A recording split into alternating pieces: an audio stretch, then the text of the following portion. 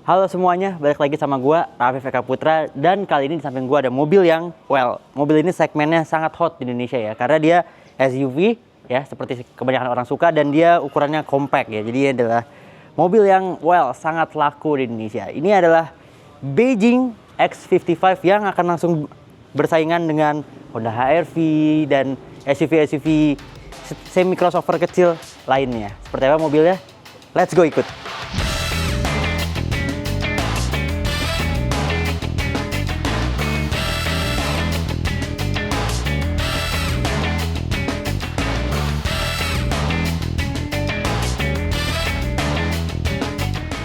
Oke, seperti yang gue bilang tadi di awal video ya, kalau ini tuh akan bersaing sama mobil-mobil yang sangat laris di Indonesia seperti Honda HR-V, atau kalau dari China-nya sendiri ada Omoda 5, either itu yang GT atau yang RZ. Tapi kalau kalian lihat desainnya ya, ini desainnya striking banget ya, desainnya sangat modern. Menurut gue ini yang paling futuristik secara desain dibandingkan rival-rivalnya. Kita mulai dulu deh dari depan. Ini di depannya, dia logonya Beijing, karena ini adalah sebenarnya panjangan dari BAIC, Beijing Auto Industry Corporation. Dan dia di sini menggunakan logo Beijingnya aja. Jadi lo nggak perlu jelasin ke orang lagi nih mobil dari mana, karena dari namanya aja orang udah tahu this is a Chinese car yang desainnya sangat striking.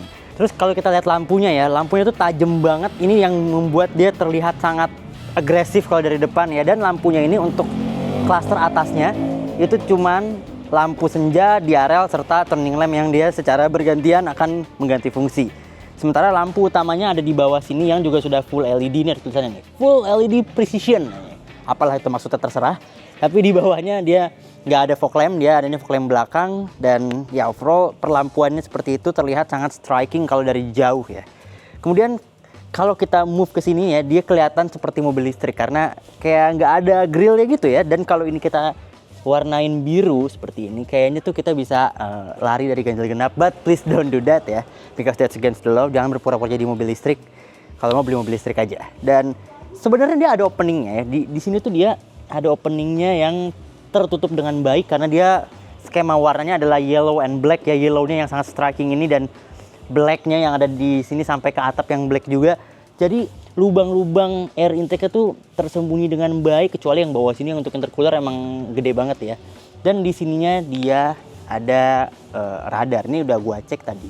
Di belakangnya ini memang beneran ada radarnya, namun dia tersembunyi dengan sangat baik, jadi kelihatan rapi kalau dari luar. Nanti kita akan lihat seperti apa adas dari mobil ini. But overall kalau kita naik ke atas lagi ya, kita lihat menurut gue mobil ini sangat cocok menggunakan warna yang striking seperti ini, karena ada beberapa mobil yang menurut gue ketika dia pakai warna mencolok tuh malah jadi kesannya kayak gimana ya, kayak norak gitu ya. Tapi kalau ini fit with the design ya, dia warna kuning atau merah gitu karena emang dia didesain sangat mencolok dan sangat sporty. Sekarang sebelum kita lihat mesinnya, kita ke samping dulu aja. Nah sekarang kita ada di sampingnya. Secara dimensi mobil ini ada di kelas yang tepat ya, 4650 kalau nggak salah panjangnya, spesifiknya gue lupa berapa. Ya itu 4650 udah spesifik ya. Jadi dia secara panjang itu ada di kelasnya HR-V, Omoda 5 dan lawan-lawannya yang lain. Dan ini dia desain sampingnya. Pertama yang paling kita notice adalah dia menggunakan model handle yang flush seperti ini ya.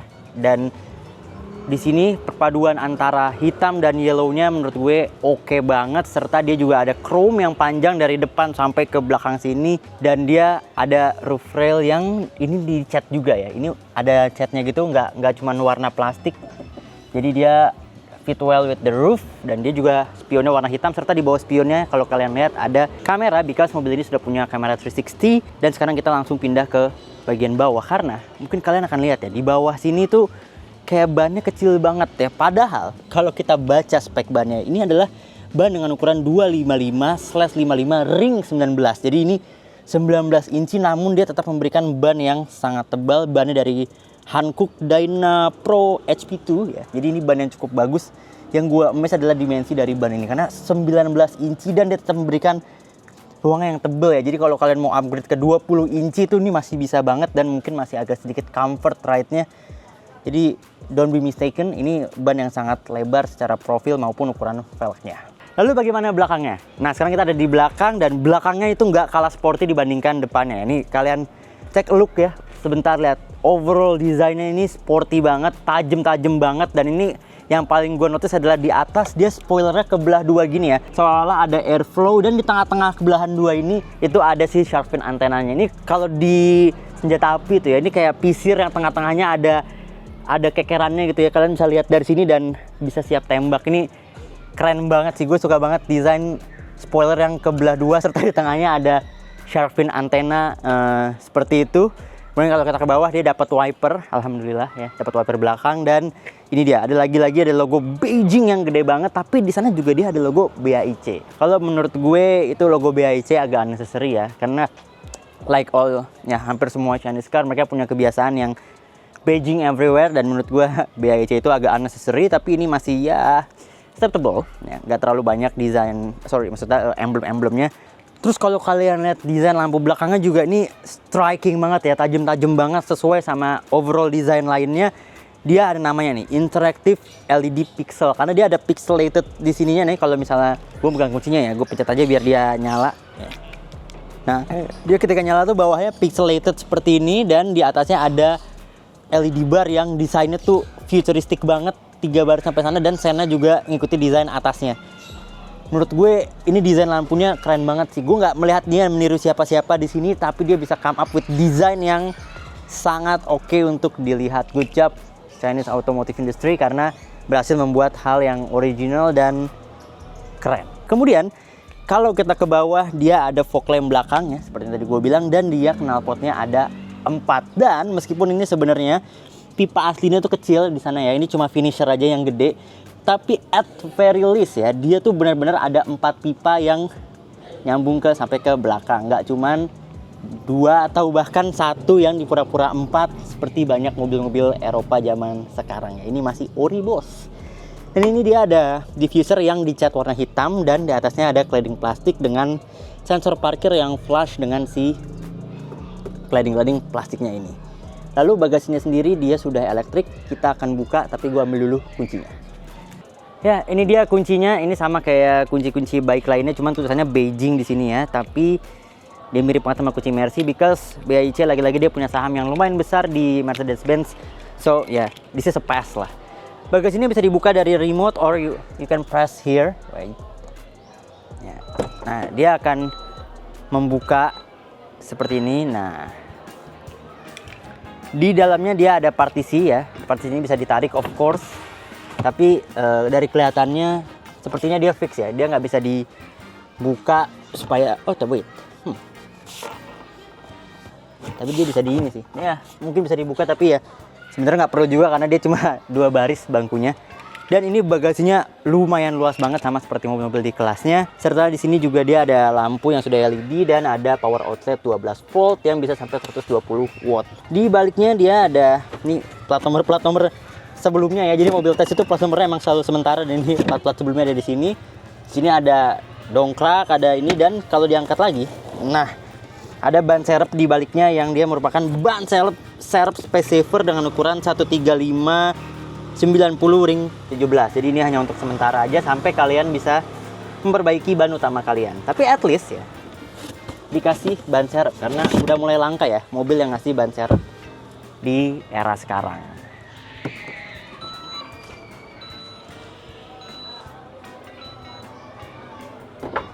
Oke, sekarang kita akan buka mesinnya. Sengaja gue simpen di agak akhir ya di eksterior, karena mesinnya ini menurut gue lumayan spesial ya.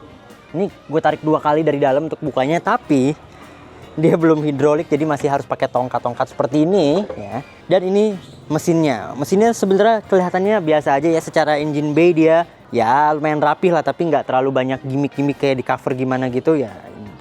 Standar aja lah. Tapi mesin ini adalah mesin yang lumayan powerful, nggak lumayan lagi ya. Dia 1500 cc turbo dengan tenaga 185 horsepower dan torsi 305 Nm.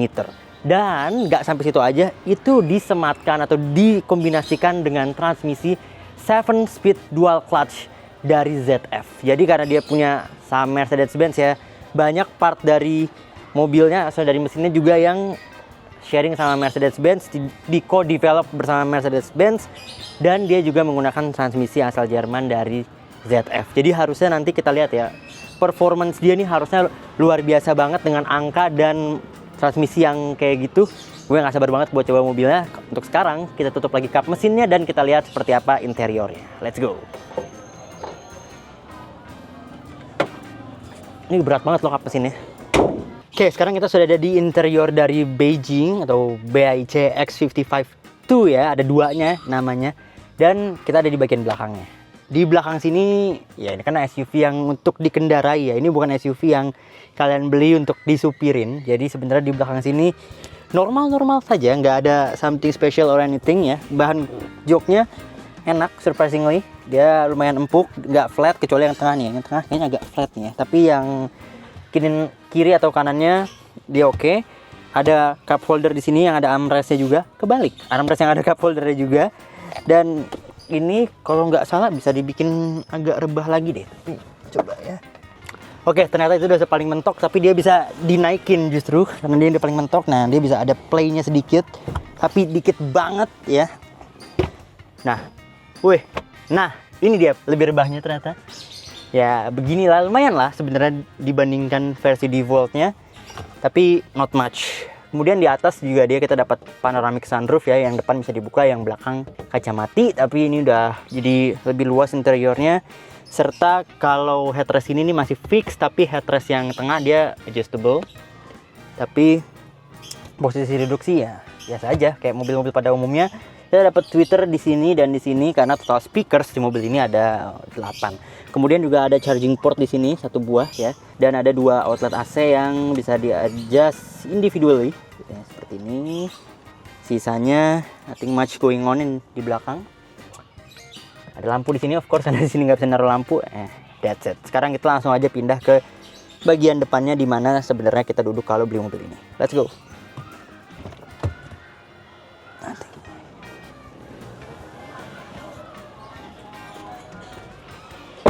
Oke, ini kita udah di depan dan ini udah posisi berkendara gue. Jujur aja, sebelum berjalan pun gue udah merasa ini posisi berkendara yang sangat enak, sangat ergonomis ya. Dia juga adjustmentnya sudah elektrik, dan gak cuma elektrik aja, tapi dia juga ada memory seatnya 3 slot. Serta jok ini juga dia ada ventilated serta heated seatnya. Jadi ini seharusnya sangat enak untuk dikendarai, dan gak cuma di kanan, di kirinya pun dia ada heated dan ventilated seatnya. Cuman di sini nggak ada memory seatnya. Lalu overall desainnya menurut gue suka, tapi ini desain dashboardnya jujur aja agak remind gue sama kayak desain BMW gitu ya. Ini kayak X1 yang baru tuh kalau nggak salah gini ya, desain outlet AC-nya. Jadi ya agak-agak sedikit inspired lah by other brand, dan di atasnya juga ini BMW-esque gitu ya. Tapi ya nggak apa-apa lah, maksudnya masih ya kita kasih pas lah, karena sisanya sebenarnya dia original design. Tapi sayang sekali ini lagi-lagi like most Chinese car ini kena virus Teslafication ya. Dalam artian ini tombolnya minim banget, gila. Di sini di tengah sini nih there's no other button apart from transmisi sama si electric parking brake. Sisanya ya semua sudah dikontrol melalui layar yang ya ukurannya lumayan lah, 10 inci ini. Sebenarnya to be honest, gue sangat nggak suka sama mobil yang kekurangan tombol ya. I really like buttons di mobil. Gue suka banget pencet-pencet tombol. Dan dulu tuh waktu kecil gue melihat kemewahan sebuah mobil tuh dari banyaknya tombol yang ada di sebuah mobil. Namun ya gue nggak bisa menyalahkan brand, karena brand hanya ikutin tren ya. Dan tren saat ini adalah semuanya ke arah Tesla-Teslaan, dimana semua dikontrol dari layar sini. Tapi untungnya untuk mengontrol spion ya, dia masih ada tombol fisika, jadi kita masih bisa lipat spion secara cepat kalau di jalan sempit. Dan of course kontrol sunroofnya tetap ada di atas sini, serta ada hazard. Sisanya semua di sini, dari mulai AC, kemudian ngontrol ventilated seat ya, gabung sama AC juga, kemudian ngontrol memory seat juga dari sini. Jadi tapi untungnya dia ada kayak shortcut gitu ya. Ini kalau dipencet, nah dia ada frequently use lah, tombol-tombol yang sering dipakai. Dan di atasnya ada siluet BAIC yang menurut gue diambil dari angle yang paling kerennya. X55 di sini nih angle-nya emang paling bagus. Dari sini kelihatan sporty banget, dan seluruh mobilnya terrepresentasikan lah di siluet atau di logo yang ada di infotainment systemnya ini. Kemudian sekarang kalau kita mau lihat ADAS-nya ya, ini kita harus agak kesini, driving. Kemudian di sini kita bisa lihat driving setting, di mana kita bisa kontrol di sini seperti mobil Cina lainnya, power steeringnya mau standar atau sport. Kemudian kita juga bisa sambungkan dengan driving mode.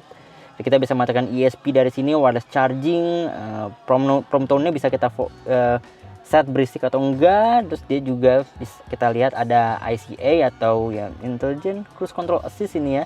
Terus juga ada Lane Keeping Assist kalau di sini tulisannya ya. Tapi tadi gue baca di brosurnya sih dia adanya Lane Departure Warning ya. Tapi ya gue belum coba sih, jadi ya kita lihat nanti.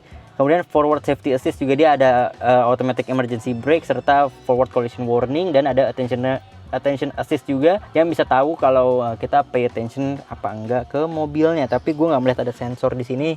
Nanti kita coba aja pas jalan ya. Nanti kan gue kasih tahu seperti apa cara kerjanya ya.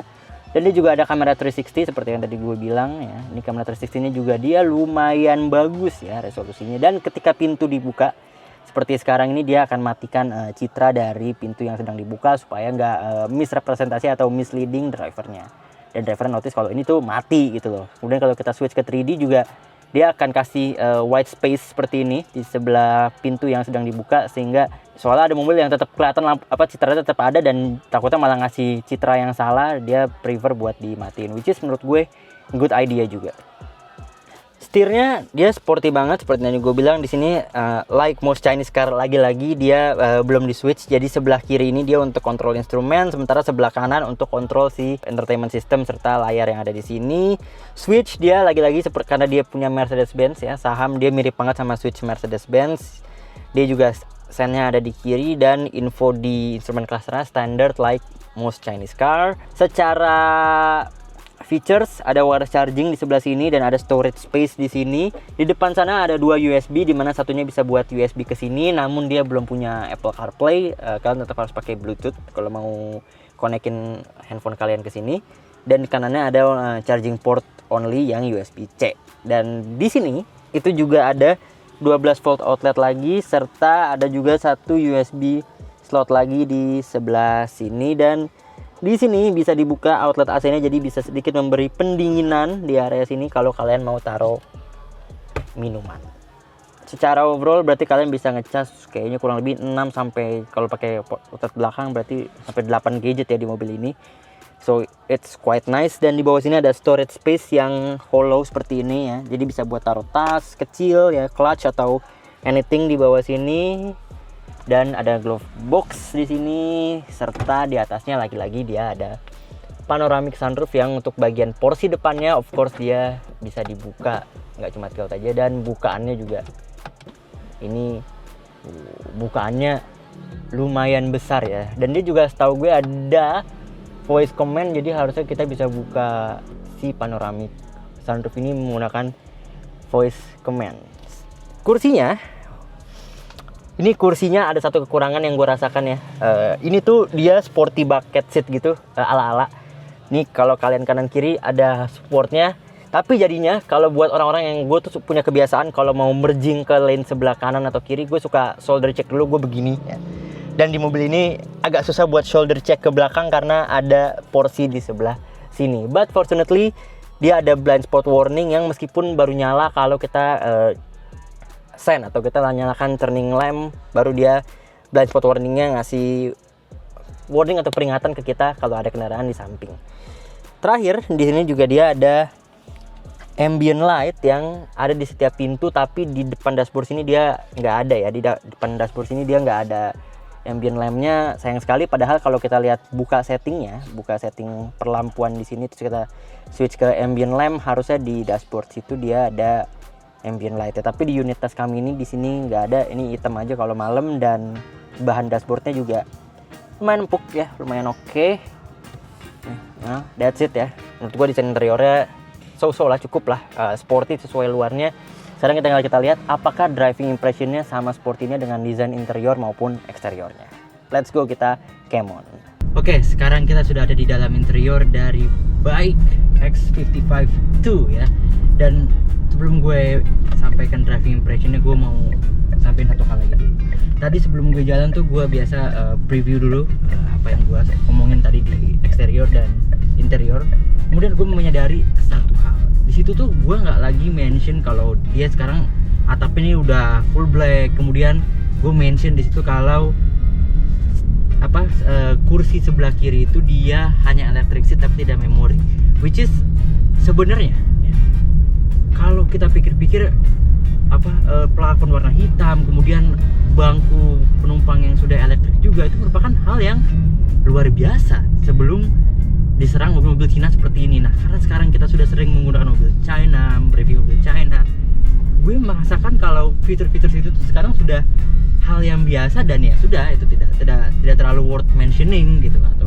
Dan gue jadi berpikir, padahal kalau kita ke mobil Jepang, hal-hal seperti itu tuh lumayan sulit untuk didapatkan. Kayak ini juga spionnya dia auto folding ketika kita kunci, dan gue juga nggak terlalu mention itu karena mostly mobil Cina yang kita dapatkan di Indonesia itu dia sudah pasti auto fold ketika dikunci, dan bahkan mereka rata-rata sudah walk away lock juga, sama kayak mobil ini. Gue jadi sadar bahwa kehadiran mobil China ya di pasar Indonesia setahun kebelakang ini tuh meningkatkan standar feature atau standar ekspektasi orang Indonesia terhadap mobil yang dibelinya, which is a very good thing, sehingga nggak ada lagi manufacturer atau ATPM yang memberikan kita mobil dengan fitur yang minim.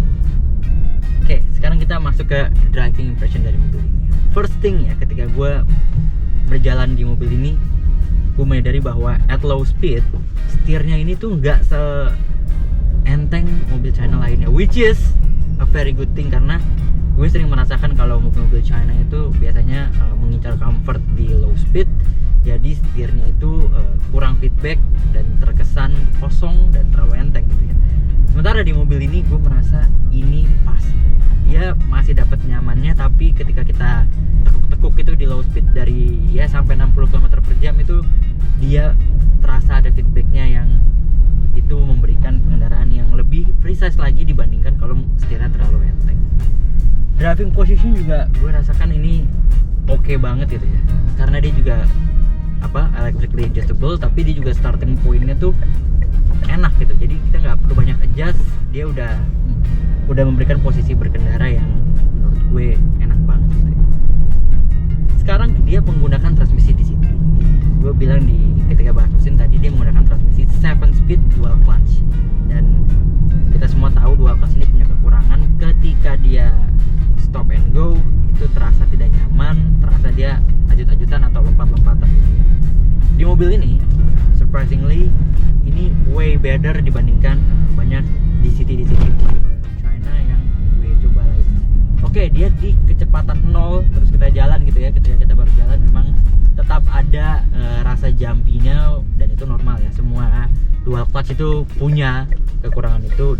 That's the character of dual clutch yang kita bayarkan dengan perpindahan transmisi yang lebih smooth di kecepatan yang lebih tinggi. Dan di mobil ini weakness-nya itu gue merasakan dia lebih subtle ya, lebih tidak terasa dibandingkan pesaing-pesaing yang lain yang dari Cina. Itu mungkin karena dia juga menggunakan DCT yang diproduksi oleh ZF, dan dia juga co-developed by Mercedes-Benz. Jadi gue merasakan performa DCT-nya tuh enak banget, smooth banget, nggak seperti DCT kebanyakan yang gue coba sebelumnya. Oke, sebelum kita masuk tol, gue mau bahas dulu suspensinya di jalan. Gue kemarin coba melalui jalan yang emang nggak rata gitu ya, jalan yang banyak berlubang, di jalan hujan juga. Gue merasa suspensinya lebih ke arah stiff dibandingkan terlalu empuk, which is sesuai sama karakter mobil ini yang luar dalamnya baik mesin maupun eksterior maupun interiornya lebih ke arah sporty. Dengan suspensi yang lebih stiff itu sedikit membuat mobil ini terasa keras, tapi dikombinasikan dengan setir yang lebih punya feedback, jadi pengendaliannya lebih oke. Gue jujur aja, menurut gue ini mobil Cina yang pendaraannya salah satu yang paling pede lah gue bawa gitu ya. Dia direct, dia berasa ada feel-nya, nggak kerasa kayak bawa mobil mainan gitu ya. Dan it's a very good thing, apalagi mengingat mobil ini tuh sebenarnya FWD ya, dia belum all-wheel drive, tapi dia tetap memberikan pengendaraan yang oke. Dan di drive mode comfort ini dia juga terasa lebih ini ya, nggak nge-lag gitu. Kalau misalnya biasanya mobil-mobil yang pakai di situ tuh kerasa agak lemot, itu dia pelan loading dulu, nah ini tuh dia terasa lebih direct dan terasa lebih mengambang dan mengalir aja gitu ya akselerasinya. Kita akan coba nanti nih, sebenarnya kita akan masuk tol, kita akan coba bagaimana rasanya ketika kita masukkan ke mode sport dan kita berkendara di kecepatan yang lebih tinggi. Ya, barusan kita melalui jalan tol yang masuk ya, entry ramp yang berliuk-liuk, dan gue merasakan banget kalau ini jauh lebih berasa dan jauh lebih direct feel-nya ya dibandingkan mobil-mobil China yang punya steering yang lebih enteng dibandingkan mobil ini. Sekarang kita akan coba masukkan dia ke mode sport ya. Ntar aku cari safety dulu. Oke, save. Sekarang kita pindahkan dia ke mode sport. Ini eco, salah, sport. Nah, dia ada sound effect kayak gitu ketika kita pindahkan ke mode-mode berkendaranya. Setiap mode punya sound effect berbeda. Dan sekarang kita akan cari jalan yang agak lega. Kita coba seperti apa.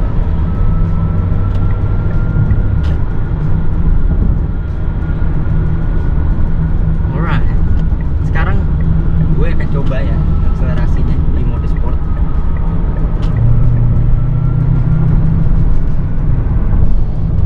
Oke. Nah, gue nggak tahu ya ini nilai positif atau enggak ya, tapi surprisingly dia lebih smooth dibandingkan comfort. Tapi gue merasa harusnya mode comfort itu bisa dibikin lebih subtle lagi supaya kelihatan agak berbeda dibandingkan sport. Nah, ini ada perbedaannya, clearly kelihatan perbedaannya, tapi menurut gue mode comfortnya itu kayaknya kalau dibikin lebih nggak seresponsif mode comfort yang ini oke aja sih ya, masih oke aja, karena mode sportnya juga responsif. Jadi kalau mau responsif itu pakai sport aja, dan kalau mau nyaman sehari-hari pakai comfort. Bukan berarti comfortnya nggak nyaman, tapi menurut gue comfortnya ya oke lah. Dan kalau memang mau lebih satu lagi bisa pakai mode eco gitu ya. Tapi menurut gue no complaint sih secara mode sport atau mode eco atau mode comfortnya, menurut gue itu oke. Dan ada mode smart juga di mobil ini. Jadi kalau emang kalian nggak mau decide mode mana ganti-ganti, kalian bisa pilih mode smart dan dia akan menentukan mode mana yang paling cocok dengan driving style yang kalian lakukan saat berkendara pada saat tertentu. Di mode sport ini juga sebenarnya nggak cuman si throttle responnya aja yang berubah, tapi steering mode juga berubah, karena dia steering feedbacknya ada dua mode, standar dan sport. Dan of course ketika kita masukkan ke sport mode, dia berubah menjadi mode sport juga. Dan disitulah perubahan yang paling berarti ketika kita pindahkan ke sport. Dia setirnya memberat ya, sangat memberat, dan pengendaliannya menjadi lebih direct.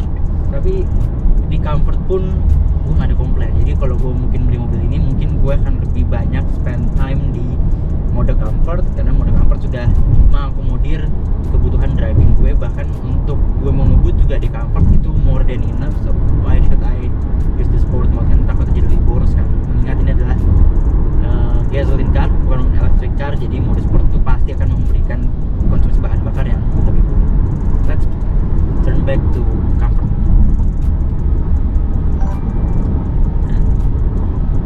Lalu apa kesimpulan gue setelah mengendarai mobil ini selama beberapa hari gitu?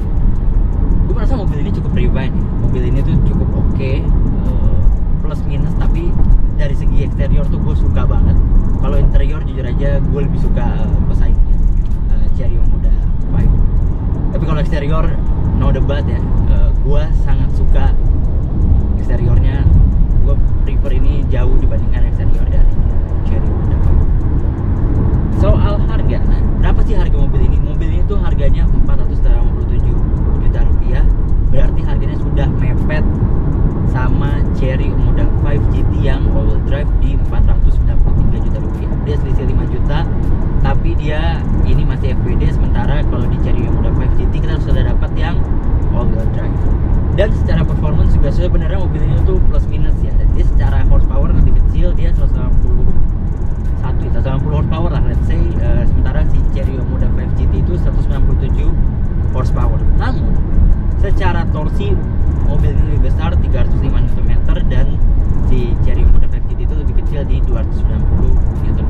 Keduanya juga memiliki selisih cc yang 100 cc ya, jadi minuscule kecil tapi ada selisih, dimana Chery Omoda 5 GT itu lebih besar di 1500 cc TDI, ini adalah 1500 cc turbo. Kalau dibandingin sama HR-V RS ya, ya kalau mencari reliable, kalian masih belum percaya sama mobil China, mungkin kalian ya bisa pilih HR-V aja. Tapi kalau gue exteriorly speaking, gue pilih mobil ini dibandingkan Chery Omoda 5 GT. Tapi kalau interiorly speaking, gue lebih pilih Chery Omoda 5 GT. Secara performance menurut gue kedua mobil ini head to head banget ya, sangat bersaing dan nggak terlalu banyak perbedaan. Jadi gue akan bilang which one is better, balik ke selera lo, lo pilih yang mana. Dan keduanya bukan mobil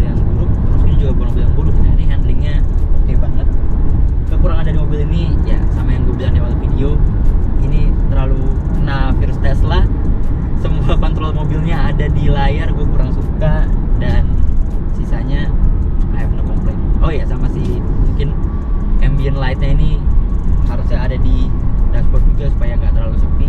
Apart from that, mobil ini cukup oke. ADAS-nya memang mungkin nggak sebanyak jadi Moda 5 GT atau pesaingnya yang lain, tapi menurut gue oke aja karena gue pribadi jarang pakai ADAS yang gimana-gimana. Yang penting gue udah coba si emergency braking systemnya udah bekerja, adaptive cruise control juga bekerja. Memang lane departure warningnya juga gue belum melihat ya ada, jadi gue dapat warning pindah-pindah jalur tanpa sen, tapi tadi gue cek udah nyala ya, mungkin untuk tes aja. No complaint, good job, baik.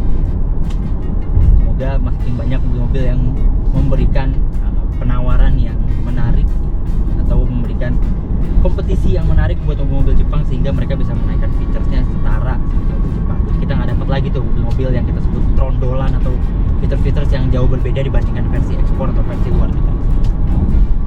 Sekian video kita kali ini. Jangan lupa like video ini, subscribe dan subscribe, dan jangan lupa komentar seperti netizennya.